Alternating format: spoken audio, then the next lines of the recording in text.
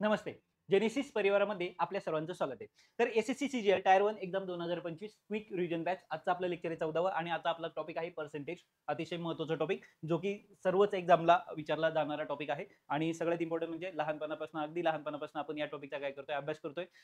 जे की पर्सेंट आपल्याला घरच्यांनी काढायला सांगितले होते 9वी-10वी ला असताना का जर तुला एवढे-एवढे मार्क पडले तर किती पर्सेंट आले आणि ते आपल्याला कधीच काढता नाही आले आणि नंतर मग मात्र आपण अभ्यास चांगल्या पद्धतीने करून एक फॉर्म्युला पाठ केला का एवढ्यापैकी जर एवढे मार्क पडले तर इंटू 100 करा म्हणजे तुम्ही पर्सेंटमध्ये कन्व्हर्ट होता आणि हा फॉर्म्युला जरी आला तरी तुम्हाला असं वाटतं आपल्याला बऱ्यापैकी का आपण पर्सेंटेज काढणं शिकलोय तर ते तितकं सोपं नसतं. तर त्याच्यावर प्रॉब्लेम कसे विचारले जातात हे पाहू. मग तुमच्या लक्षात येईल का एक फॉर्म्युला नाही येतो. मग फॉर्म्युला जरी एक असला तरी त्याच्यावर कसे प्रश्न विचारले जातात, कसे फिरवले जातात हे आपल्याला या टॉपिकमध्ये शिकायचंय. तर आतापर्यंत या टॉपिकवर 10 वर्षामध्ये 7 क्वेश्चन विचारले गेलेले आहेत. बाकीचे जे हाय वेटेजचे टॉपिक आहेत तुम्हाला इथं दिसतायत तर हे आपण शिकवलेले आहेत. एक ते आता फक्त आपले 3च टॉपिक शिकवणं बाकी आहे. डिस्काउंट, सिंपल इंटरेस्ट आणि कंपाऊंड इंटरेस्ट हे 3 टॉपिक झाल्यानंतर आपण रिझनिंगला जातोय. बाकीचे सगळे हाय वेटेजचे टॉपिक आपले झालेले आहेत. जवळ-जवळ 13 लेक्चर झाले. 13 टॉपिक आपण कव्हर केलेले आहेत. तर YouTubeवर सगळे लेक्चर अवेलेबल आहेत. जर पाहिले नसतील तर पाहून घ्या. ज्याचा उपयोग तुम्हाला तुमच्या एक्झामसाठी होणार आहे. ठीक आहे? तर सुरुवात करतोय आपण आपल्या क्वेश्चनला. तर पहा फर्स्ट क्वेश्चन काय दिलाय पहा. The salary of worker is first increase by 25%, then it's decreased by 12%, the percent change in his salary. म्हणजे काय झालं, कामगारांचा सुरुवातीचा पगार 125% वाढवला आणि नंतर 12% कमी केला. तर नक्की काय झालं असं त्यांचं म्हणणं आहे का 10% म्हणजे टोटल सुरुवातीपेक्षा 10% इन्क्रीज झालाय का 13% इन्क्रीज झालाय का 10% डिक्रीज झालाय का 13% डिक्रीज झालाय असं आपल्याला विचारलंय. मग आता हा क्वेश्चन सॉल्व्ह करताना काय करायचं, पर्सेंटेजचा क्वेश्चन शक्यतो 100 मध्ये कन्सिडर करायचा. काय होतं 100 मध्ये कन्सिडर करायला गेलो का पर्सेंट काढणं काय होतं आपल्याला सोपं जातं. ओके. मग आता आपण असं कन्सिडर करू का त्यांची जी सॅलरी होती सुरुवातीची वर्करची ती 100 रुपये होती. आता 100 रुपये ही काय झाली सुरुवातीची सॅलरी. जेव्हा 25% वाढ झाली, आता 100चे 25% म्हणजे 25 रुपये सिंपलमध्ये. ओके. म्हणजे आता 25% वाढ झाल्यामुळे पगार किती झाला आता? ₹125 झाला. पहा सुरुवातीचा पगार किती आहे? ₹100. नंतरचा पगार किती आहे? ₹125. कारण 25% काय झाली? वाढ झाली. आता जर तुम्ही पाहिलं देन डिक्रीज बाय 12%. आता 12% डिक्रीज झाला. आता मला सुरुवातीचा पगार 100 होता. आता 125 आहे. 125 ला असताना 12% रिवर्स आहे. याचा अर्थ हे जे तुमचे 125 आहेत ना, याचे किती काढायचे तुम्हाला? 12%. आलं लक्षात? मग 25 चे 12% म्हणजे 125 चे 12% म्हणजे किती? 125 इंटू 12% म्हणजे 12/100, 12/100 म्हणजेच इथं पहा हे जे कॅल्क्युलेशन आहे हे काय झालं? आपण काय करतोय? 25 चे 125 चे 12%. ओके. मग इथं किती आले? 25 5 125, 25 चौक 100. ओके. 4 1 4, 4 त्रिक 12, 5 त्रिक किती आले? 15. म्हणजे 15 रुपयाने माझा पगार काय होणार आहे आता रिव्हर्स होणार. पहा 125 चे 12% म्हणजे 15 रुपये. हे सगळं आपण रुपयांमध्ये पाहतोय. ओके. सुरुवातीचा पगारच आपण किती मानलेला आहे? 100 रुपये मानला. 25% वाढ 125 रुपये झाले. हे पण रुपये. आणि 15 रुपयांनी काय झाला? रिव्हर्स झाला. जर 15 रुपयांनी रिव्हर्स झाला तर 125 मधून 15 जर मायनस केले तर पगार किती झाला आता? 110. ओके. मग सुरुवातीचा पगार किती होता? 100 रुपये. आता माझा पगार रिव्हर्स होऊन सुद्धा कितीवर आलेला आहे? 110 वर. म्हणजे सुरुवातीपेक्षाही माझ्याकडे 10 रुपये जास्त आहेत. माझा पगार 100 आहे. 110 मिळतोय आता मला. कमी होऊन सुद्धा म्हणजे 10% अजूनही माझ्याकडे काय वाढ आहे. म्हणजे सुरुवातीचा माझा 100 होता आता 110 आहे. म्हणजे मी पार रिव्हर्स नाही गेलो. मी काय झालेलो आहे? सुरुवातीच्या 10% म्हणजे सुरुवातीच्या पगाराच्या 10% नी माझी इन्क्रिमेंट अजूनही आहे. लक्षात आलंय? तर या पद्धतीने तुम्हाला हा क्वेश्चन काय करायचा होता? सॉल्व्ह करायचा होता. आले लक्षात?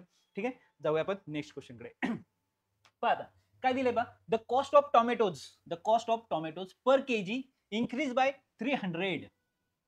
म्हणजे टोमॅटोची किंमत एका किलोला 300% वाढली. The housewife reduce her consumption consumption of tomatoes by 70%.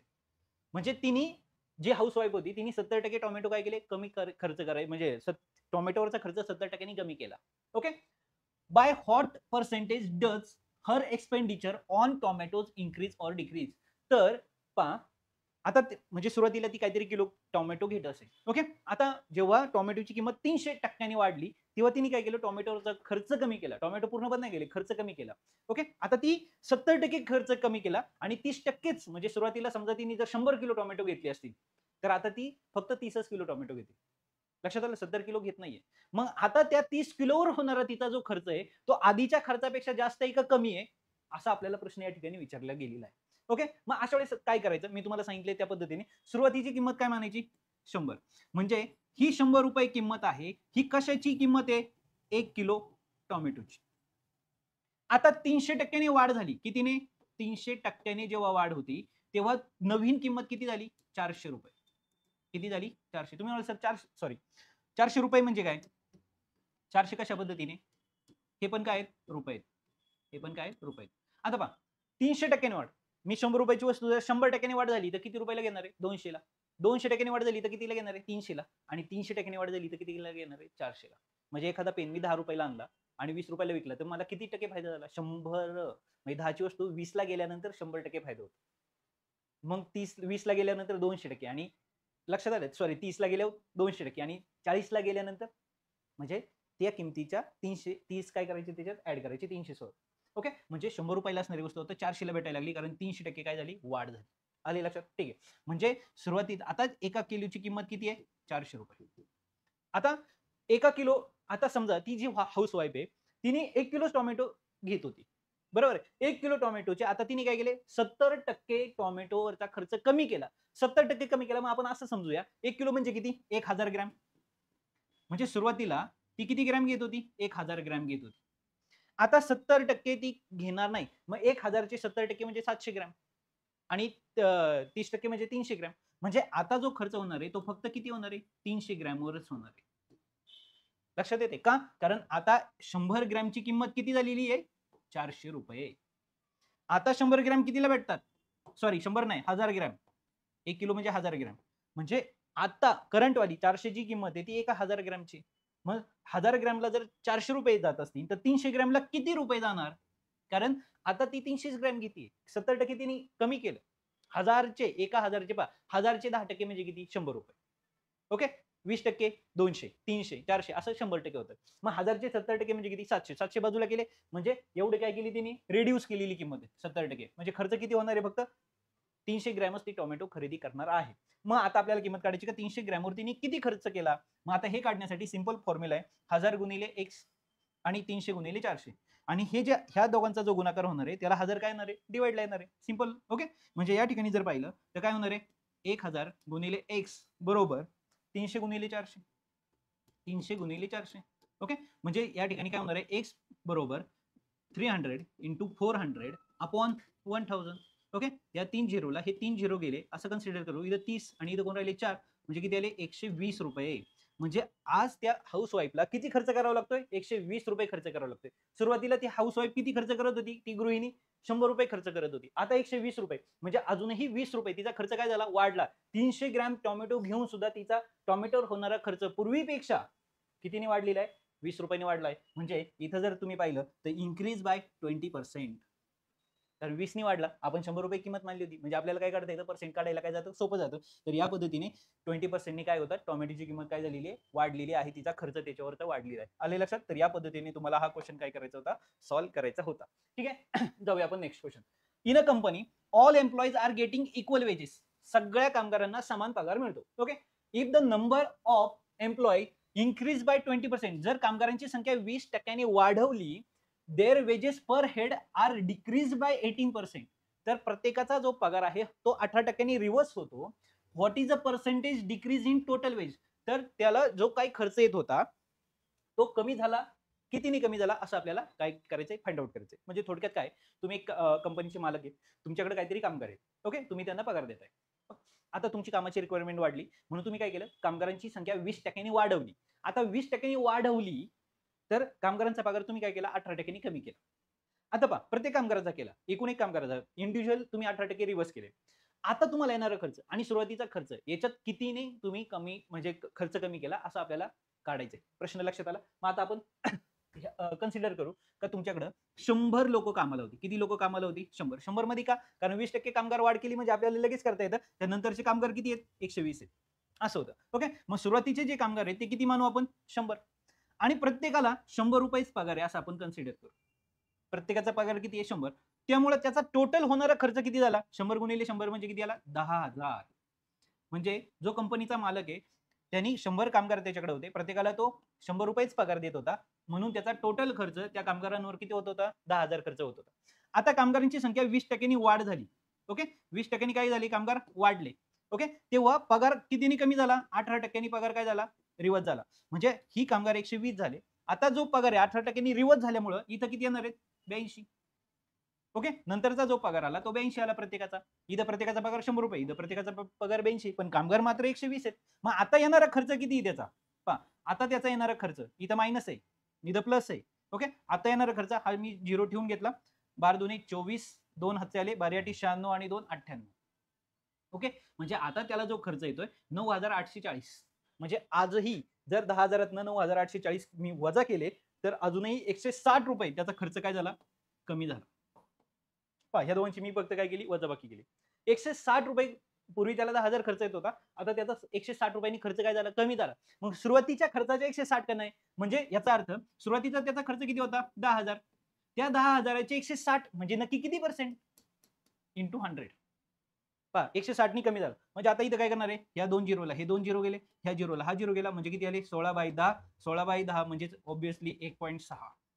लक्षात आले? म्हणजे फायनल आन्सर जे असणार आहे तुमचं 1.6% ने त्याचं जे पगार आहे, वेजेस आहे, ते काय झालेलं आहे? डिक्रीज झालेलं आहे, कमी झालेलं आहे. लक्षात आले? या पद्धतीने तुम्हाला हा क्वेश्चन काय करायचा होता? सॉल्व्ह करायचा होता. जाऊया आपण नेक्स्ट क्वेश्चन. आता नेक्स्ट क्वेश्चन काय सांगितलंय बा? Ram's income 2.5% more than Shyam. रामची इन्कम कशी आहे? 2.5% श्यामपेक्षा जास्त आहे. मग श्यामचा पगार किती आहे? त्याच्यापेक्षा 2.5 ने जास्त आहे. मग श्यामचा पगार जर आपण 100 रुपये मानला तर रामचा पगार किती झाला? 2.5% जास्त. म्हणजे 100चे 2.5% म्हणजे 2.5. म्हणजे आता किती झाला? 102.5. 100चे 2.5%. बेसिक मध्ये जायचं. रामचा काय सांगितलंय? रामचा पगार श्यामपेक्षा 2.5% जास्त आहे. 10% जास्त म्हणले असते ते 110. 2.5% म्हणजे 2.5. म्हणजे श्यामचा पगार जर 100 रुपये असेल तर त्याचा 2.5% जास्त आहे, म्हणून 2.5 आपण त्याचं. By the what percent is Shyam income less than Ram. आता आपल्याला सांगितलंय का नक्की किती पर्सेंटने श्यामचा इन्कम लेस, कमी आहे रामपेक्षा. म्हणजे आता सुरुवातीला कंपॅरिझन झाले ते कोणाच्या मध्ये झालं? श्यामपेक्षा किती जास्त आहे. म्हणजे इथं श्याम बसलाय, तिथं राम आहे. श्यामपेक्षा कितीने राम जास्त आहे असा प्रश्न विचारलाय. आता मी रामपाशी आलो, आता मला प्रश्न विचारलाय का रामच्या कंपेअरमध्ये श्याम कितीने कमी आहे. जर मला रामच्या कंपेअरमध्ये श्याम काढायचा असेल तर मला काय करावं लागणार आहे? आता श्यामचा पगार किती आहे? सॉरी, रामचा पगार किती आहे? 102.5. बरोबर आहे. कितीने कमी आहे श्याम? 2.5 नीच कमी आहे. इंटू काय करायचं आपल्याला? 100. कारण कोणाच्या कंपेअरमध्ये काढतोय आपण? रामच्या कंपेअरमध्ये काढतोय. मग रामचा टोटल पगार घेतला, कितीने कमी आहे? ते एवढे कमी, आपण 2.5 रुपयांनी कमी म्हणून 2.5 वरती ठेवले, इंटू 100 केलं, संपला विषय. आता इथं पॉईंट नंतर 1 नंबर आहे, इथं पण पॉईंट नंतर 1 आहे. म्हणजे आपण पॉईंट सरळ सरळ काय करू शकतो? रिमूव्ह करू शकतो. म्हणजे इथं किती आले? 0.25 आणि इथं किती आले? 1025 इंटू किती आहे? 100. इथं 25 एक 25, 25 चोक 100. ओके, 25 एक 25 म्हणजे किती आले?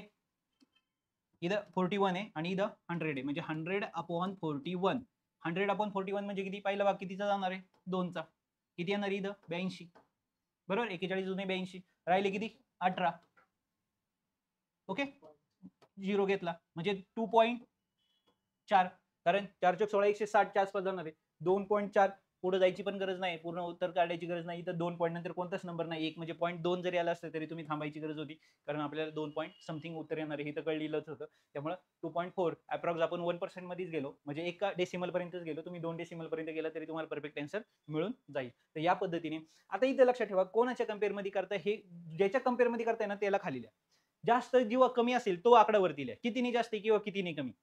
कोणाच्या कंपेअरमध्ये कितीने जास्त किंवा कितीने कमी तो आकडा वरती लिहा, इंटू 100 करा, तुम्हाला जास्त कमी पर्सेंट जे काय असेल ते भेटून जाईल. आले लक्षात? ठीक आहे, आलो आपण नेक्स्ट क्वेश्चन. काय सांगितलंय पहा, Suresh expenditure and saving are in ratio 3:1. म्हणजे त्याला मिळणाऱ्या पगाराच्या 3% तो काय करतोय? एक्सपेंडिचर, खर्च करतोय, आणि सेव्ह किती करतोय? 1%. His income increase by 20%, 25%. आता त्याचा पगार 25% वाढला. इफ ही सेव्हिंग कितीने वाढली? 20% त्याची सेव्हिंग वाढली. Then by how much percent does his expenditure increase. तर त्याचा खर्च कितीने टक्क्याने वाढला? किती? एक्सपेंडिचर इन्क्रीज पर्सेंटेज, म्हणजे त्याचा खर्च कितीने वाढला हे आपल्याला काढायचं. म्हणजे फॉर एक्झाम्पल आता पहा, त्याचा पगार आपण किती मानला? 100 रुपये. 100 रुपयाचे तो काय करतो? 100 रुपये इधर 3:1 म्हणजे त्या 100चे 4 हिस्से टोटल, त्यातले 3 हिस्से तो काय करतो? एक्सपेंडिचर, आणि 1 हिस्सा काय करतो? तो सेव्हिंग करतो. लक्षात ठेवा, 3:1 म्हणजे काय? टोटल हिस्से किती आहे? 4. 4 पैकी 3 खर्च आणि एक सेव्हिंग, दॅट्स इट. मग याचे टोटल 4 हिस्से म्हणजे किती होणार आहे? 25 25 25 चे 4 होणार आहे. मग 3 हिस्से तो काय करतोय? खर्च करतोय आणि एक हिस्सा तो काय करतोय? सेव्ह करतोय. That's it. 3:1 आलं पहा रेशो. जर तुम्ही इथं 25:75 25:25 म्हणजे 3:1 आलं लक्षात. आता काय झालं? त्याचा पगार हिज इन्कम इन्क्रीज बाय 25%. आता त्याचा पगार 125 आहे. आता त्याचा नवीन पगार किती? 125. आणि त्याची जी सेव्हिंग होती ना, सेव्हिंग इन्क्रीज 20%. सुरुवातीची सेव्हिंग किती आहे? 25. त्याच्या 20%. मग 25 चे 20% म्हणजे किती? आता 25 चे 20% कसे काढायचे? ह्या 25 ला 10 ने डिवाइड केलं ना का तुम्हाला 10% भेटतं. मग 10 ने डिवाइड केल्यामुळे किती आले? 2.5. म्हणजे कोणत्याही गोष्टीचे जर 10% काढायचे असेल ना तर 10 ने डिवाइड करायचं. कोणत्याही गोष्टीचे 10% काढायचे असेल आणि 10 मध्ये गेल्यानंतर आन्सर सोपं होतं. का? कारण त्यांनी काय सांगितले? सेव्हिंग 20% वाढते. आता 10% म्हणजे किती? ₹2.5. 20% म्हणजे किती? ₹5. म्हणजे आधी ₹25 तो सेव्हिंग करीत होता. आता तो किती सेव्हिंग करणार आहे? ₹30 सेव्हिंग करणार आहे. किती रुपये सेव्हिंग करणार आहे? 30. 20% वाढली ना, ह्या खर्चाच्या 20% वाढ झाली. हा पहा वाढ किती आहे? 20% ह्या खर्चाच्या. आता 125 पैकी जर तो ₹30 सेव्ह करीत असेल तर उरले किती? ₹95 तो काय करणार आहे? खर्च करणार आहे. कारण तो काहीच एकतर खर्च करतो नाही तर सेव्ह करतो, बाकी काहीच नाही करीत. ओके. म्हणजे आता 125 पैकी 30 इकडे गेले, 95 राहिले ते इथं आले. मग आता आपल्याला काढायचंय पर्सेंटेज काढायचे. कशाचे? एक्सपेंडिचरचे. कोणाच्या कंपेअर मध्ये काढताय तुम्ही? ह्या 75च्या. पहा आधी सुरुवातीचा पगार सुरुवातीचे एक्सपेंडिचर किती आहे? 75. आता कितीने वाढलाय त्याचा खर्च? ₹20 वाढलाय फक्त. आता ते काढायचे फक्त. इंटू काय करणार तुम्ही? 100. पहा सिंपल. 25 त्रिक 75, 25 चोक 100. 20 चोक किती आले इथं? 80. 80 ला डिवाइड कितीने करणार तुम्ही? 3 ने. इथं किती आले? 3 दुने 6. उरले किती? 2. 3 सक 18, परत 2, 3 सक 18. ओके. आणि ॲज इट इज हे चालू राहणार आहे. म्हणजे 26.66 26 पॉइंट पहा 26.66 कारण 2 राहिले 3 ने डिवाइड करताय तुम्ही. म्हणजे हेच ते आन्सर आहे. लक्षात आलं? तर या पद्धतीने तुम्हाला हा प्रश्न काय करायचा होता? सॉल्व्ह करायचा होता. म्हणजे प्रत्येक प्रश्न जर तुम्ही पाहिला तर आपण काय करून घेऊन जातोय? 100 मध्ये कंपेअर करायला जातोय आणि 100 मध्ये कंपेअर केल्यामुळे तुम्हाला उत्तर काढणं काय होतंय? सोपं होतंय. आता क्वेश्चन नंबर 6 पहा. काय सांगितलंय question? In income person the income of person 16,500 16,500 पगार आहे. हिज एक्सपेंडिचर त्याचा खर्च 12,000 आहे. Next year his income increase by 24%. Okay. But expenditure decrease by 10%. Okay. The percentage of increase तर त्याचा percentage of increase in his saving तर त्याची saving किती पर्सेंटने वाढली असं आपल्याला काय करायचंय? फाइंड आउट करायचंय. आता जो क्वेश्चन दिला होता सेम पॅटर्ननी तुम्हाला क्वेश्चन सॉल्व्ह करायचा आहे. फक्त या क्वेश्चन मध्ये जर पाहिलं तर सुरुवातीचा पगार आपल्याला काय वगैरे दिला नव्हता. ओके. फक्त म्हणजे काय म्हणतो आपण त्याला? आपण ह्या कन्सिडर केलं होता. इथं मात्र सरळ सरळ पगार काय केलेला आहे? तुम्हाला दिलेला आहे. म्हणजे टोटल पगार किती आहे त्याचा? 16,500. पहा ह्या 16,500 पैकी तो काय करतोय? एक्सपेंडिचर किती करतोय? 12,000 करतोय. म्हणजे 12,000 जर त्याचा एक्सपेंडिचर आहे किती? 12,000 काय झालं त्याचा एक्सपेंडिचर आणि सेव्ह किती करतोय तो? 4,500. बरोबर. कारण 12 16 ओके. म्हणजे त्याची सेव्हिंग किती आहे? 4,500. ओके. ठीक आहे. आता काय सांगितलं? त्याचा पगार 24% वाढला. म्हणजे काय करायचंय तुम्हाला? 16,500 चे किती काढायचे? 24% आणि ती ऍड रक्कम याच्यात काय करायची? ऍड करायची. म्हणजे इथं काय करा? प्लस करा. किती? 24%. मग आता 16,500 ची सेपरेटली काय करा? 16,500 ची काय करा? 24% काढा. बरोबर. म्हणजे किंवा नवीन होणारा पगार किती असणार आहे? 124%. बरोबर. म्हणजे तुम्ही असंही करू शकता. काय? 16,500 ला पहा 16,500 ला 124 नी जर तुम्ही मल्टिप्लाय केलं आणि 100 नी डिव्हाइड केलं तर तुम्हाला ह्या 2 झिरोला हे 2 झिरो गेले म्हणजे 165 गुणिले 124 हा जो गुणाकार येणार आहे हा असणार आहे तुमचा नवीन पगार. बरोबर आहे. ठीक आहे. आता 20,000 20,460 हा आला तुमचा नवीन पगार. ओके. ठीक आहे. आता decrease but his expenditure decrease by 10%. आता त्याचा पगार ही जी अमाऊंट आहे काय झाली? ही अमाऊंट 10% ने रिड्यूस झाली. 10% ने रिड्यूस झाली म्हणजे जर मी 10 ने डिवाइड केलं तर किती आली? 1,200 रुपयांनी ती काय झाली? रिड्यूस झाली. मग आधी 12,000 होता. आता 12,000 मधनं जर 1,200 रुपये मायनस केले तर ती अमाऊंट काय येणार आहे? 12,000 मधनं 1,000 गेले 11,000 आले. 11,000 मधनं पण 200 रुपये अजून कट करा. म्हणजे किती आले? 10,800. 10,800 रुपये. हा काय झाला? त्याचा नवीन इन्कम आहे. आता त्याची सेव्हिंग किती असणार आहे पहा, सिंपल लॉजिक आहे. एवढी अमाऊंट फक्त इथून काय करा, मायनस करा. मग आता हा काय झाला त्याचा एक्सपेंडिचर.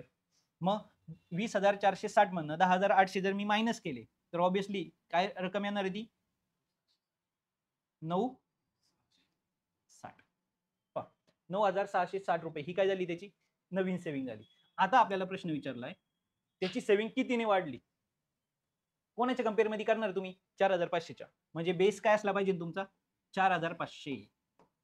कितीने वाढली म्हणजे याच्यातून ही अमाऊंट तुम्ही काय करणार आहे मायनस करणार आहे. जर मी इथून ही मायनस अमाऊंट केली 4,500 रुपये जर मी इथून मायनस केली तर किती येणार आहे सांगा 5,160 रुपये. 5,160 रुपये इंटू काय करणार तुम्ही 100. आले लक्षात. तर या पद्धतीने तुम्हाला हा क्वेश्चन या ठिकाणी काय करायचा आहे सॉल्व्ह करायचा आहे. ह्या 2 झिरोला हे 2 झिरो गेले म्हणजे किती आले 4160 डिवाइड बाय किती आहे 5. ओके म्हणजे कितीने भाग द्याल तुम्ही 3 ने भाग देऊ शकता तुम्ही. ओके 3 ने जर तुम्ही डिवाइड केलं तर किती 3 1 3 बरं 5 ने देऊ 5 सगळ्यात जवळचा आहे कारण झिरो आहे.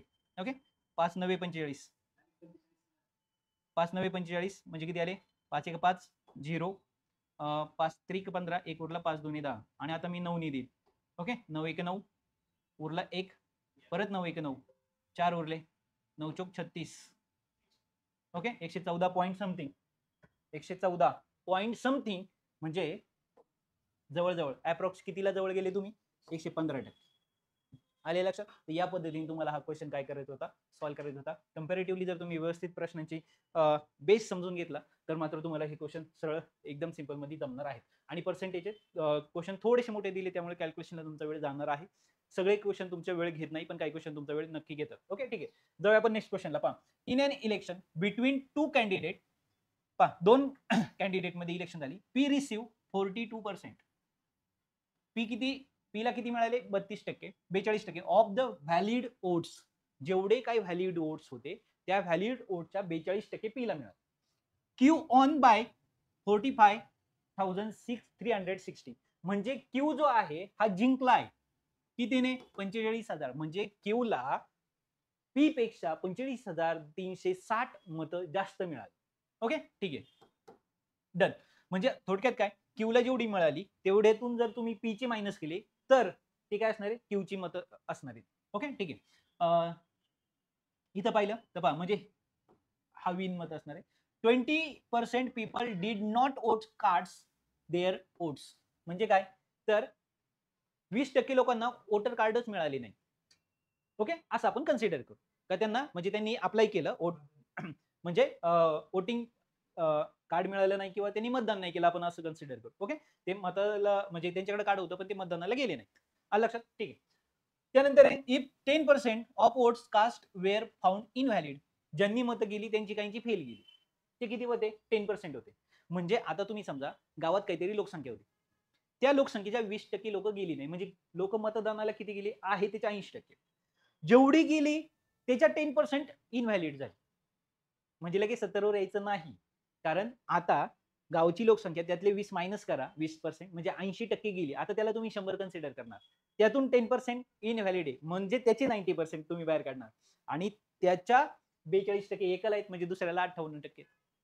म्हणजे 58 मधनं 42% वाला मायनस केला तर तो आकडा त्यांनी दिलाय 45,036 म्हणजे 45,360.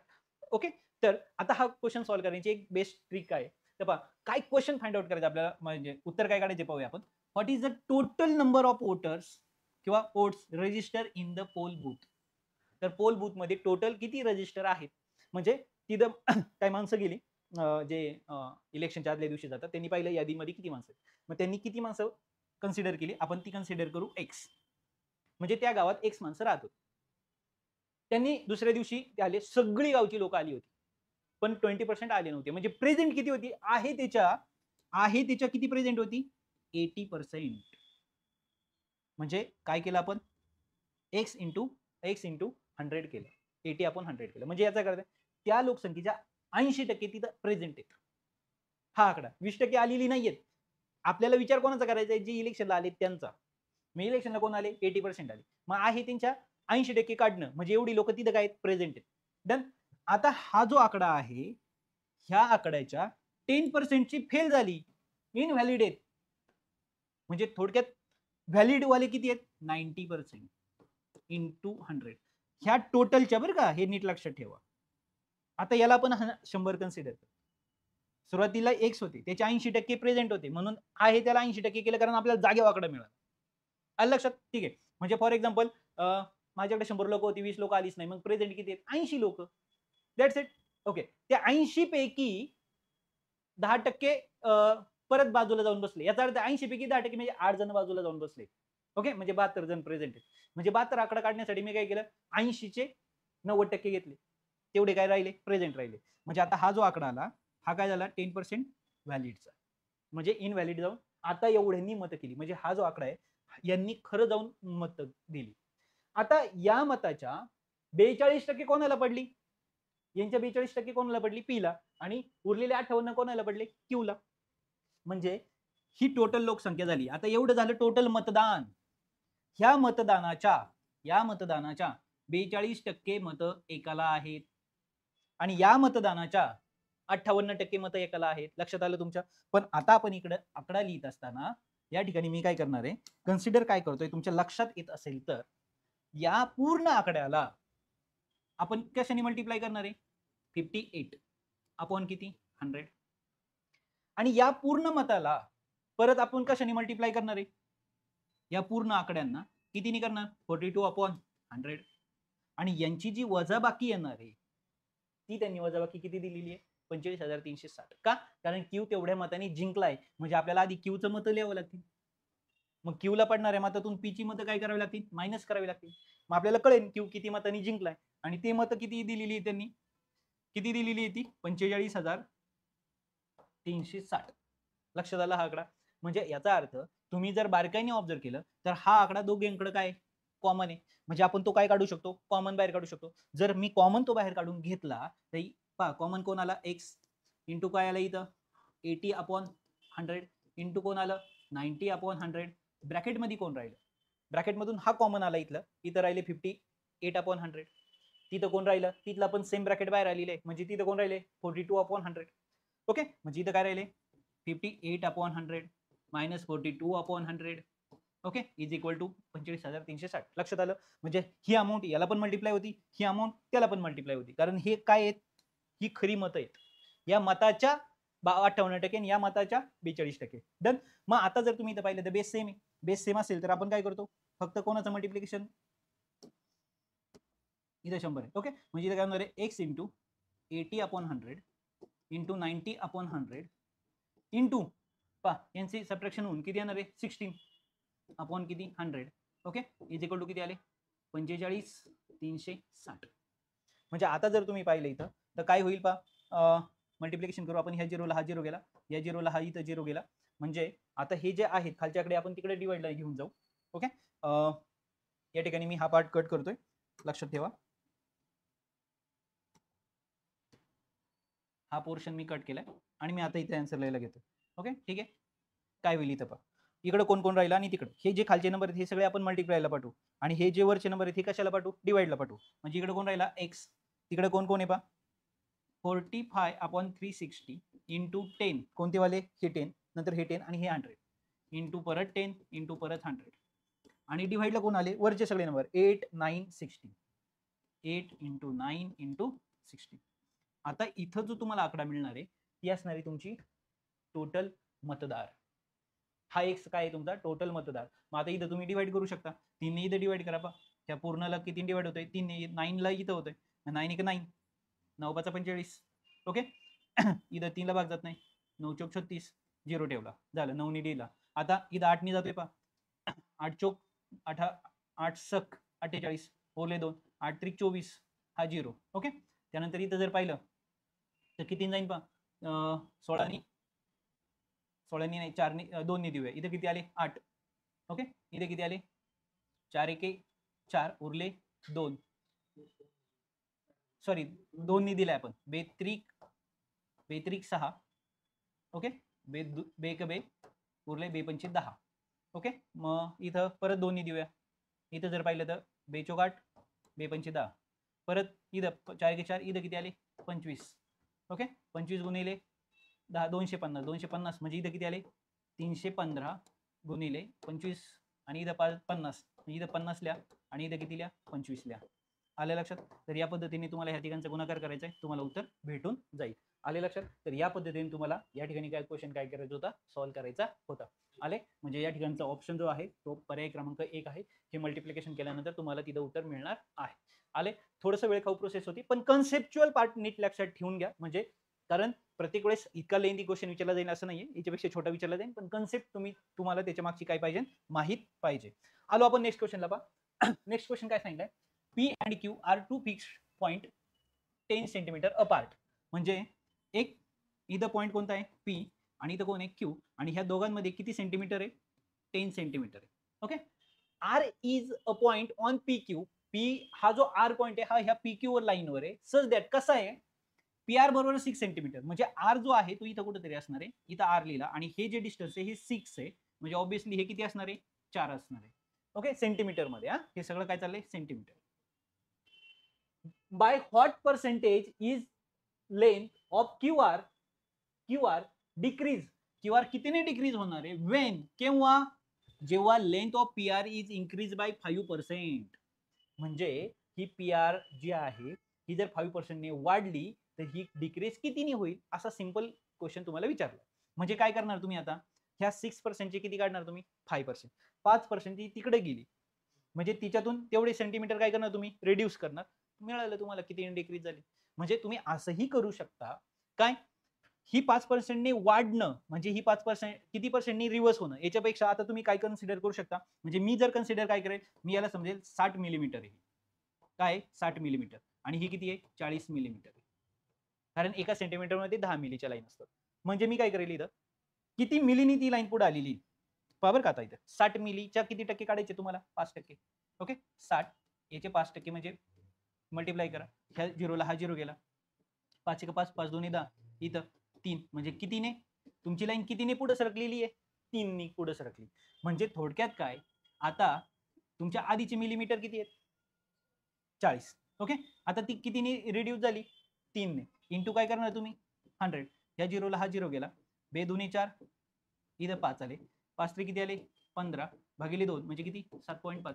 म्हणजे तुमची लाईन जी रिड्यूस झाली ती किती झाली 7.5% ने रिड्यूस झाली. आले लक्षात. म्हणजे जर तुम्ही मिली मध्ये घेऊन गेला तर क्वेश्चन अजून सिंपल होईल पण सेंटीमीटर मध्ये ठेवला तर पॉईंट जास्त वाढतील कंपॅरेटिव्हली हार्ड क्वेश्चन होईल. आले लक्षात. तर सेंटीमीटरला कशात घेऊन जा मिली मध्ये घेऊन जा. आलो आपण नेक्स्ट क्वेश्चनला पहा. आता नेक्स्ट क्वेश्चन काय म्हणलाय the women spend 2/3 of her income. Spend म्हणजे काय करणं खर्च. ती किती खर्च करते 2/3 म्हणजे तिला मिळणाऱ्या पगाराचे जे 3 हिस्से आहेत त्यापैकी 2 हिस्से ती डायरेक्ट खर्च करते. 2/3 याचा अर्थ काय होतो 3 पैकी 2 हिस्से ती खर्च करते. ओके आता 3 हिस्सेपैकी 2 खर्च करते ना तेव्हा पहा आपण पुढचा प्रश्न वाचलेला पण नाहीये तेव्हाच ठरवायचं तिचा पगार 300 रुपये का 300 चे पार्ट करता येणं सोपं असतं. आता 100 मध्ये नाही जाईल 2 पैकी 3 ना म्हणजे ऑब्विसली ती खर्च किती करणार आहे 200 आणि सेव्ह किती करणार आहे 100 रुपये आणि तिचा 300 रुपये पगार आहे. पार्ट करायला सोपं गेलं पाहिजे या पद्धतीने. Okay if her income increase by 18% बघा आता तिचा पगार 18% वाढला 18% वाढला म्हणजे 100 रुपयाला 18 पण तिचा पगार तर 300 रुपये म्हणजे आता कितीने वाढणार तो कितीने वाढणार आता तिचा पगार मी इथे लिहितोय 354 रुपये का 18 त्रिक 54 300 रुपये पगार आहे 18% वाढ झाली म्हणजे पहिले 18 साठी 100 सॉरी पहिले 100 साठी 18 दुसऱ्या 100 साठी 18 आणि तिसऱ्यासाठी 18 म्हणजे सिंपल लॉजिक लावायचं 18 तरी किती वाढला तिचा 54 रुपयांनी पगार वाढला म्हणजे आता नवीन तिचा जो पगार असणार आहे नवीन इन्कम जी असणार आहे ती 354 झाली. Okay 18% and the expenditure increase by 24%. तिचा खर्च आता तिचा खर्च आधी 24 होता आता तिचा खर्च वाढलाय आधीच्या खर्चाच्या 24% वाढलाय बरोबर आहे. आधीच्या खर्चाच्या 24% वाढलाय जसं याच्या कम्पेअर आपण 18% इथं वाढलं. ओके मग आता तुम्ही सांगा इथं 24% वाढलं म्हणजे इथं ऑलरेडी किती आहे 200 मग 24% वाढला याचा अर्थ 100 ला 200 परत पुढच्या 100 ला 200 म्हणजे टोटल खर्च किती वाढ झाला तिचा आता 248. आता खर्च किती आहे 248 पहा कंपॅरेटिव्हली मी कसं लिहितो सोप्यामध्ये कन्वर्ट करतो मी. याच्या 18% वाढला 18 तरी 54 कारण 300 होते याच्या 24% वाढला इथं 200 म्हणजे 24 आणि 24 48 झाली म्हणजे 248 हा खर्च झाला तिचा. आता तिची सेव्हिंग किती असेल सांगा बरं. ओके म्हणजे आपल्याला पुढचा प्रश्न वाचायची पण गरज नाही जसा जसा क्वेश्चन आला तसं आपण लिहित गेलो. आता जर तुम्ही प्रश्न पहा तिचा या ठिकाणी then the percentage increase her saving will be. आता तिचा पगार सॉरी सेव्हिंग किती पर्सेंटनी वाढली हे आपल्याला इथं करायचंय. ओके, म्हणजे आता जर तुम्ही यांचं सबट्रॅक्शन केलं तर किती येईल सांगा? 106 रुपये. पहा 106 तिची नवीन सेव्हिंग आहे. आधी किती करीत होती? 100 रुपये. आता किती करती? 106 रुपये. 100 चे 106 झाले म्हणजे 6% वाढलं. सिंपल लॉजिक आहे. ओके, म्हणजे या कंपॅरेटिव्हली जर तुम्ही क्वेश्चन सॉल्व्ह करायला गेला तर तुम्हाला कुठेही काही आकडा लिहायचा नाही, पर्सेंट काढायचे नाही. तुम्ही डायरेक्ट पर्सेंट मध्ये कन्व्हर्ट होते. म्हणजे हे जे मी तुम्हाला सांगितले हे कशामुळे सांगितले? पर्सेंटेज मध्ये कन्व्हर्ट करायचा एक वेगळा मार्ग आहे क्वेश्चन सॉल्व्ह करायचा. आले लक्षात? तर या पद्धतीने आपण या ठिकाणी पर्सेंटेज हा टॉपिक कव्हर केलाय. बऱ्यापैकी सगळ्या टाईपच्या क्वेश्चन आपण हात लावायचा प्रयत्न केलेला आहे, म्हणजे सोडवायचा प्रयत्न केलेला आहे. तुम्हीही ह्याच क्वेश्चनची पुन्हा एकदा जरी प्रॅक्टिस केली तरी चालेल, कारण पर्सेंटेज हा टॉपिक जरी सोपा दिसत असला आणि एकच फॉर्म्युला वापरत असला आणि असं वाटत असलं का अरे पर्सेंटेज आता लहानपणापासून आपण काढतोय त्यामुळे जास्त काही गरज नाहीये, तर असं नाहीये. तुम्हाला पर्सेंटेजचा अभ्यास करावा लागेल, नंबर ऑफ क्वेश्चन सॉल्व्ह करावे लागतील, तरच तुम्हाला मार्क पडतील. आले लक्षात? ओके, तर बाय बाय. उद्या भेटू नेक्स्ट टॉपिक घेऊन. तोपर्यंत चांगला अभ्यास करा. All the best.